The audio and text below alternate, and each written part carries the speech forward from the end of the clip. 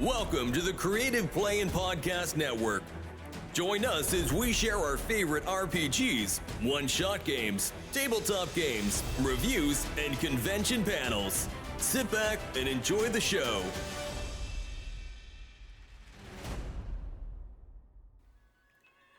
Hi, this is Kelly, aka Trixie from Ragnarok and Roll, a Scion to Ragnarok story, and Tilda Wimblewick from D&D Journey of the 5th Edition. First off, I would just like to say thank you to everyone for listening to our varied adventures, as well as for rating us on iTunes and RPGpodcast.com. If you haven't rated us yet, we would greatly appreciate it if you could. And if you're looking for more ways to support our efforts, we are now on Patreon, a great site where you can help us continue making more podcasts, as well as some special surprises for our patrons. If you can, please look us up at www.patreon.com/cppn. Every little bit helps. And again, thank you for listening. Hey guys, Jim here. And Kelly. And we are back for the 5th day of #RPGaDAY2024. The prompt of the day is an RPG with great writing. Well, I know which one I'm going to pick for that. And I'm going to go with the Dresden Files role-playing game. So, and the reason why I say great writing is because now, if you're a fan of Jim Butcher and you've read the books, that type of thing, it takes quite a deft hand to combine this well-established world that Jim Butcher has created and merge it into something that's not necessarily pigeonholed, that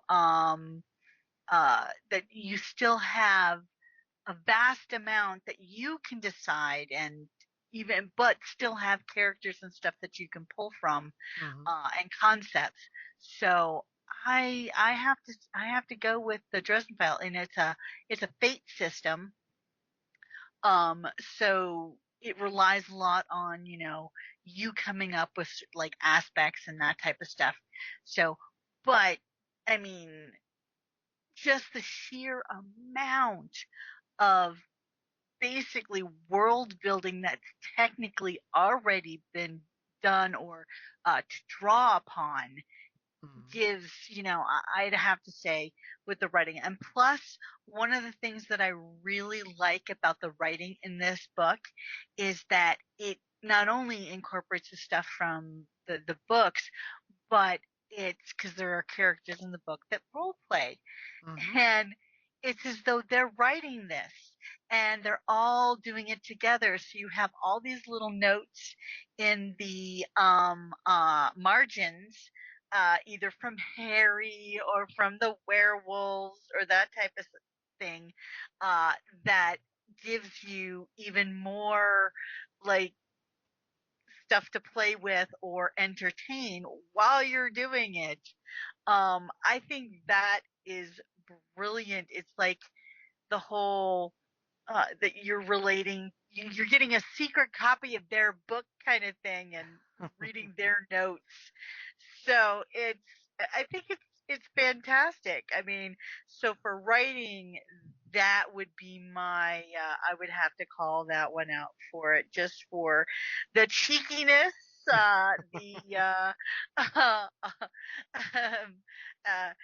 it's like here's a note that says, "Hey Billy, why not just write up the sunburst hanky as an enchanted item?" And you know what? Then there's a reply. There's a separate reply, different handwritings, different pens, that type of thing. That would work, but you'd have to pay extra for it to be usable. While other works a lot better as a potion. I mean, it's just. It's phenomenal. That they had fun with it, and the fact that they had fun with it, and there's like fake Post-its in here, and so I think they had fun, and it makes you have fun, but also giving you this whole world that you can delve into with a framework of a vast catalog of creatures, characters, and stuff that can be pulled from the novels themselves, or you can write yourself. And I think that that's one of the beauty things about this game is the writing allows you to do that. So Yeah, with Dresden Files and Fate in general, it really does support the fiction with the rules. It's like sometimes in D&D and a few other games, the rules kind of pigeon toe you for fiction, or railroad you, or force you to you go don't. down one direction that's not quite what you intended, but it's what the rules allow. But yeah, I definitely agree with Dresden and Fate. You can literally write what you want with your aspects instead of like actual statistics. And Hmm. then, make sure in the story the GM can compel you to act in character, which is funny now that 5th edition D&D has inspiration, which is totally the Yeah, same mechanic. similar type of thing. Yeah. Except I love in Fate how the GM can say, "Please do it. I'll give you 2 Fate points." To try to curve a character back in character to have something happen, just to push the fiction forward. Yeah.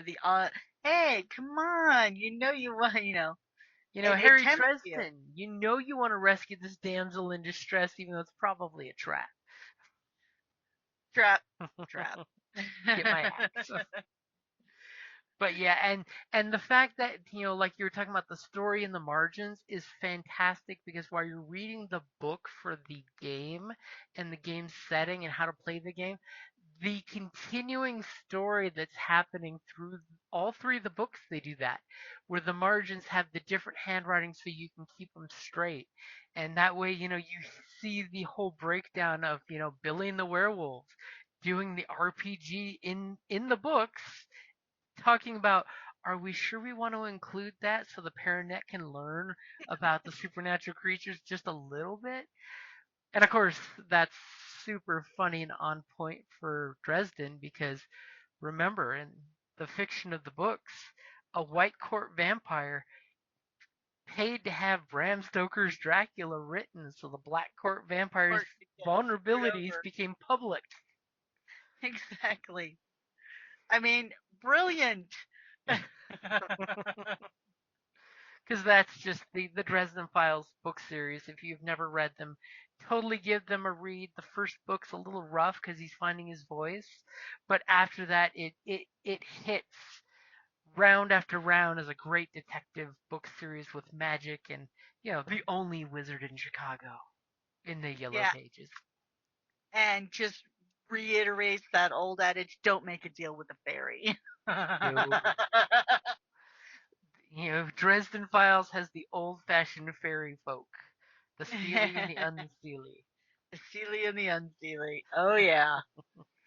But yeah, I would totally say definitely. And the nice thing is with the Dresden Files book, the way the session zero mechanics were written, going back to the whole written thing, it actually has a session zero jam session where the players build the city, the baddies, and the goodies. So that way, as a GM, your players know the score before you even create characters. Because I know a lot of times your players will show up to session zero and the GM will describe some stuff, but he still has to like find ways to feed the players the information about the setting and the big bad and the person here who keeps this group under control. But when you have your session zero, you guys actually decide who is the face of your criminal underworld, who is your face of the Fey folk, who is the face of the vampire, and you guys Hmm. as players along with the GM get to pick. So when you're setting the stage, it's not just the GM doing all the window dressing and setting up the scene. You actually all had input before you even make your characters, so you know what the scary things are out there. Yep. And that makes it so much nicer as a player to actually be able to make sure your character is set for the fiction and the setting before you even have started playing the game. And then, of course, as you start playing, you take care of themes and threats, and new themes and threats get brought in by the GM because now he's got the narrative control for the most part, and the game evolves that way. I mean, the nice thing too is when you have a session 0 and your players actually decide to play the themes or threats they created. Because you can totally play one of those as well. Ain't nothing wrong So, with that.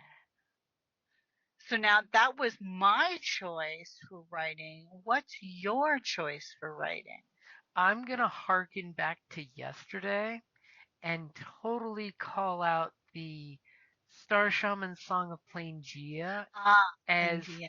a really excellently written and described setting that even though they don't have a lot of game mechanic rules because it's 5th edition, they poured so much into writing this setting that could be used for any aspect you want. You know, it's not just pigeonholed if you want to be the 10 million BC, caveman. It's actually got a little bit of everything for everybody. You know, the fact that elves have just come over from their dimension and they're not even fully solid. Dwarves still have rocks on them because they're not fully formed from the earth. You know, Yeah. And if I remember correctly, of course, the dragons and the demons were the original hmm combatants on this planet. So but they're gone technically. hmm But in the wake of their absence, we now have all these new creatures. Um, and the uh, giants ruling their cities from the pillars of this world. And uh-huh. and the fact that the world itself is shifting constantly. So that way as a GM you can totally say this session it took this long to get there, but next session it could take longer or shorter because the Hmm. world is actually physically moving and shifting because it's that primordial. And of course, one of the writing things that I absolutely love is the when you make a primordial clan for your group, you've got the hearth fire, the home Hmm. fire. So there's Because of another course, aspect to the there's game. no, like, it's not like you can just, you got to keep the night at bay. Yep. And it totally pulls back on that the quest for fire movie, where it literally is a thing in your group that other tribes, if they hate you, will try to go out and douse your fire because that's what keeps your people safe. That's the inn, it's the tavern, it's all the places that your group meets. It's the one place where it's considered a ceasefire to have conversations. So it Yeah. becomes that extra element for the group of, hey, low level group, we need you to go out and gather wood. The problem is there's shit out in the woods. Hmm. We need the wood, but and then there's the aspect of your camp is set to travel because just like in primitive cultures, you moved with the herds. You had Uh-huh. to do things to keep the camp going. You can't just stay in one place Yeah. until you get that one druid who says, "Screw the Yeah. gods. I want to be the druid who everyone hates, and we have a pocket of our own shelter." And that's a whole other bucket of fish to deal with. Yep. That's actually a very good point. Mhm. And of course, they give you for those Dark Sun fans out there for D&D, they give you the Stone Age weapons rules. You can either keep, which I think most GMs would because you don't want your players to feel totally hosed over, keep weapons damage as the Stone Age equivalent, or you could go the Dark Sun route and say the weapons do less damage and they're more fragile because they're just Stone Age weapons. Which that would totally be a session 0 conversation of which you're agreeing on. I, of course, as a GM would say leave the damage the same because the problem is it is a very deadly setting. It And is. they remind people that use insight checks and survival because you're probably running into rando stuff that will kill you, and running away is okay. Again, it goes back to that back cover of the book where there's the little goblin berserker jumping onto a T-Rex with his battle axe. Very, very brave, very stupid. It's adorable. And I just like how they rewrote certain classes, which is great in it. The fact that the clerics don't have a great and powerful god, they actually borrow power from minor deities. hmm So they, like nature deities, so mhm. sort of the old, not Loa per se, but kind of like a forerunner of, these are earth spirits, or, again, I don't want to say like nature They're demons. manifestations of Uh-huh, power. exactly. Yeah. Like, Which, and they live. It's mhm. not like they're not in a heaven. They're not in a, Oh, they what's worse, live they in fight the each world. other. Uh-huh. I mean, in They one of the adventures, consume other gods, yeah, where So, there's an adventure where a crocodile water god wants the group to help him kill an air spirit that's a baby, and then you have to decide which one you want to support. I don't know. That sounds very Sobek. Yep, it totally sounds like Zobek. The Give me the little hearts of bird. the. And that's how they get power. And the nice thing is your cleric has to negotiate with a new area for a new spirit to say, hey, can I get some of your mojo? Yeah, we will honor you, or bring offerings to you. But can I get a bit of that juice? Hmm. And of course, the casters get hurt in that setting pretty bad because the whole magic is technically forbidden. Yeah, because the magic theoretically comes from either the demons or the dragons, right? Yeah, you're basically stealing magic from somebody. Yeah, And of course, there's an omnipresent presence trying to keep the Stone Ages in the Stone Age. yeah, it's very cool. And it gives so many options. I And mean, you got dinosaurs and demons. You've got. uh It reminds me kind of oh god, I'm gonna get the name wrong. Jendi, the guy who did the TV show Primal. the artist. Yeah, Yeah, it that totally is the that caveman on animated. a T-Rex with a stone spear. I mean, and it was a brilliant cartoon. Hmm. Um, and there's like almost no talking whatsoever. It's all either I think later seasons maybe you'll get a name or something. Or a single But it was syllable. brilliant. But yeah, it's all facial expressions and grunts like you would see from a Neanderthal. And growls like Yep. from Fang. Oh, Fang was awesome. Thing was the best hunter's He was companion ever. badass. And one thing I love in the Planegea is they flat out put here are three major themes: kinetic action. So they want to make sure that things don't stand still. Things are constantly moving and happening. Combat doesn't stand still; it's moving and happening. You've got primordial horror, which they cover that one in spades with the different ravenous beasts, and then the creepy, just the oozes. Ew, the oozes. I mean, primordial ooze is taking on a new meaning in this setting. Yeah. And the mystic awe is the third theme that the pillars that base this, because everything is constantly changing and everything is magical in its own way. Even if it's just looking at a beautiful vista that's peaceful at the moment.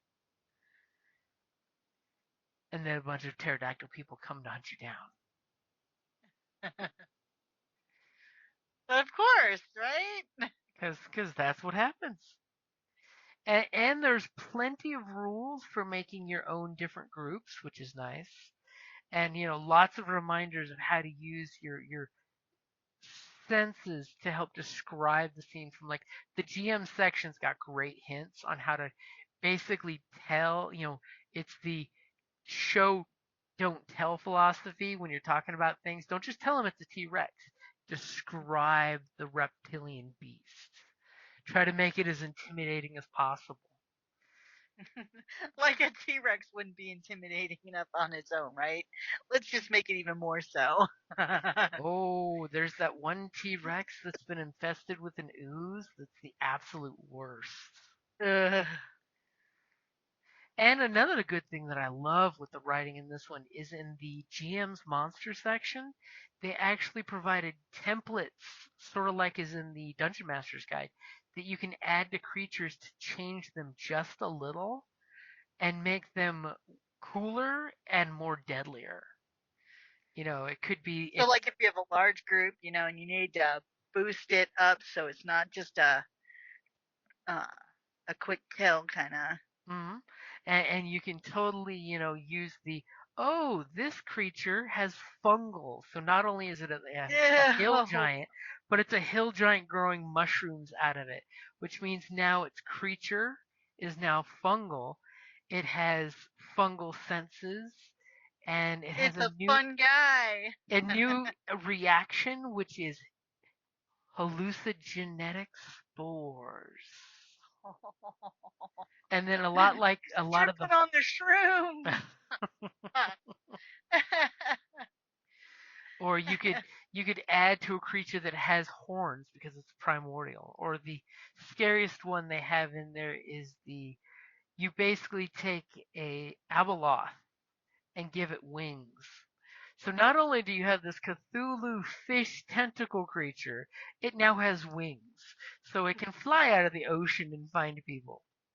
All it needs left is a unicorn horn and a scorpion tail. Let's just get crazy, But Planegea has so many different things covered in spades that it is one of those books of I don't care what D&D you play, you should be reading this book just as extra things you can do in your games, which is great. Because there's nothing saying you can't add a little extra oomph to your creatures or change things up just a bit. You got no argument from me on that. Because there's nothing wrong with keeping your players guessing. Because guess what? It's a rare player that actually looks at the monster manual. And if you are, bad player. Bad player. I used to when I was a kid just because, but I didn't read the stuff. It was more I wanted to check the pictures because, of course, I didn't want to be, Mm-hmm. but yeah, deities and demigods, that was one I also really loved to look at because, of course, it had gods and stuff from other, And great from history. writing. And, exactly. I was like, oh, so. Of course, back then the images weren't they were a lot more simple. Sharpie art. And yeah, it was, uh that type of thing. So, but still, Mm-hmm. there wasn't that much out there, It was, except for maybe RPGs in Boris, its but infancy. there's only so much Boris art a girl can take. The same damsel in distress in 40 different pictures. Yeah, the minuscule fur bikini and, rippling. Yeah, there's only so much you can take on that. Hey, and that's why yesterday we said the great art was in Planegea, because it does have great art. You get Yes, yeah. a beautiful variety of different types of characters of all genders and types. Though there is that really creepy orangutan god with 4 arms. Super creepy. So that's going to cover us for RPG with great writing. Tomorrow's going to be interesting, which is RPG that is easy to use. Oh, Yeah, that one's going to take some thing. funkin'. Yep, some thinking. Because we all know the ones that are easy to use that we've played forever and a day, but something But then from you have to think of maybe from a different perspective, mm-hmm, maybe but maybe what would be easy for a new person who's exactly. never done, that would be a good question. That's when they discover that D&D is really just math. Alrighty, guys. We'll go ahead and wrap it up there and say have a good night, and we'll see you tomorrow. Thank you for listening to the Creative Playing Podcast Network. If you enjoyed our show, please check out D&D Journey of the 5th Edition and Ragnarok Enroll a Scion Hero to Ragnarok Story. Also, check out our Patreon page for more content and behind-the-scenes things, as well as joining us for a one-shot game or two.